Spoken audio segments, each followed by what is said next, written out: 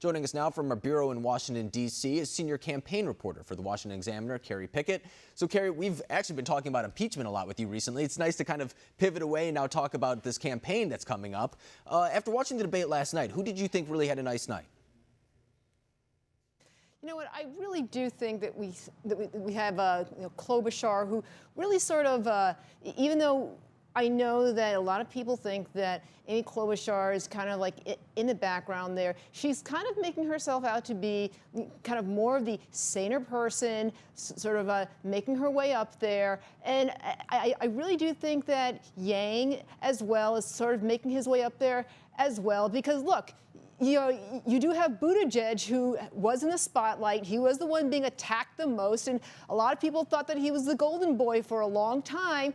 And even though Biden was able to kind of hide a bit, still he's having some problems. So I would say that Klobuchar and Yang were kind of looking sort of the brightest right now, simply because they look the sanest. And, when it comes to people like Klobuchar and when it comes to people like even Pete Buttigieg, I think we kind of know their strategy. They're kind of hoping that Joe Biden kind of falls off a little bit and they can kind of garner that support of the people who come away from Biden. And so they're kind of fighting to see who kind of gets that support. And Mayor Pete right now actually has very strong support in Iowa. So Klobuchar is kind of trying to chip away at that in order to gain that support, leverage her in the polls. What is Andrew Yang's strategy at this point? Because it seems to be a little bit different. Well, I think that Andrew Yang is hoping to get a lot more of that sort of youth support right now. I think that he's really hoping to get a lot of support from individuals who are looking at him for saying what exactly. Where exactly he is on the economy, where exactly he is right now as far as health care, and frankly, I think right now he has a lot of energy to give to the campaign that, say, Joe Biden simply is not really providing. And so, frankly, the Democrats right now really need to find a lot more energy in their campaigns that frankly, their campaigns are sort of lacking right now because it's been simply overwhelmed by impeachment right now. And I think to that point, too, Pete Buttigieg was supposed to be that candidate, kind of the younger candidate who comes out, kind of offers a bridge a little bit to people who may not be too comfortable with super progressive candidates, but at the same time is a little bit, as we were saying before, a safety net for people who just don't trust Joe Biden right now either. But this was the first debate for me where Pete Buttigieg was taken seriously. He was treated as a front runner. Last time it was Elizabeth Warren, and she got attacked very heavily, and she hasn't really been able to recover in the polls since then. Do you expect something similar to happen to Pete Buttigieg following this debate? Oh, absolutely. And in fact, one of the things that I think that Pete Buttigieg is going to have to answer for is what just happened over in California.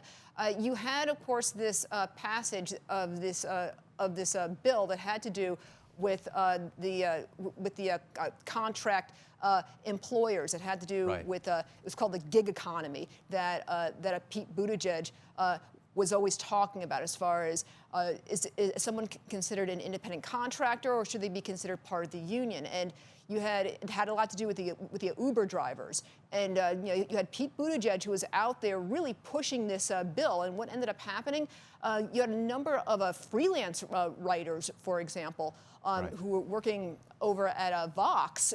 They ended up getting laid off, and not just them, but a lot of other freelance writers over at a lot of other companies. And so they ended up getting their pink slips. And so you had Pete Buttigieg, who was pushing this bill out in California. He wants to see this go national. And you really have to wonder, hold on a second, Mayor Pete, you actually want to see this kind of bill go national? You want to see all types of people lose their jobs. This also affected truckers over in California as well. But he's not answering for it right now. No, I think that's a spot-on point to make. And not only that, but there's other states now looking to kind of adopt that type of legislation. We covered this story earlier in the week. New York, New Jersey, these other liberal states that actually you need very big support in if you want to win a primary. California as well. They bumped up California earlier, so California is going to have a little bit more influence. And that kind of reminds me, actually, too. Pete Buttigieg is not doing well in California, but candidates who are people like Bernie Sanders, Elizabeth Warren. And I feel like Bernie Sanders actually has flown under the radar throughout this primary process. I mean, he's consistently at number number 2, number 3. He hasn't faced the same type of backlash as someone like Warren has yet. He hasn't been treated like the front runner yet. So he's still there at number 2. Warren is still pretty up there too at number 3. What do these progressive candidates have to do? At some point, do one of them need to go after each other to try to gain each other's support? Or does one need to drop out and make a deal? What do you think happens to these progressive challengers such as Bernie Sanders and Elizabeth Warren?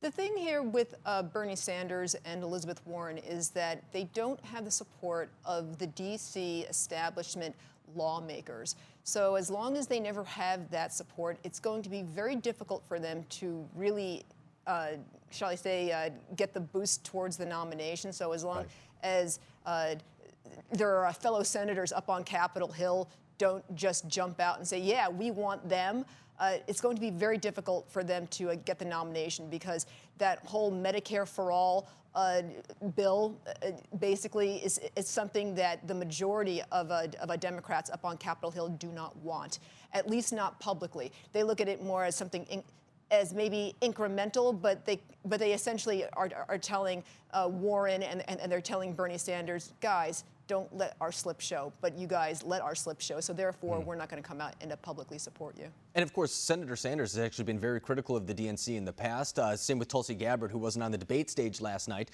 They've been very critical about the way that the DNC handles these debates. And until just recently, it didn't really get the type of attention that people were talking about until it was people like Senator Cory Booker and Julian Castro, who are now crying foul about the process of this Democratic debate. So that's the first time that you actually kind of hear people kind of bringing up this issue. So it'll be interesting to see if they do make any changes before the next debate in January. And we'll be sure to bring you on back for that. Kerry Picket, thank you very much for joining us tonight.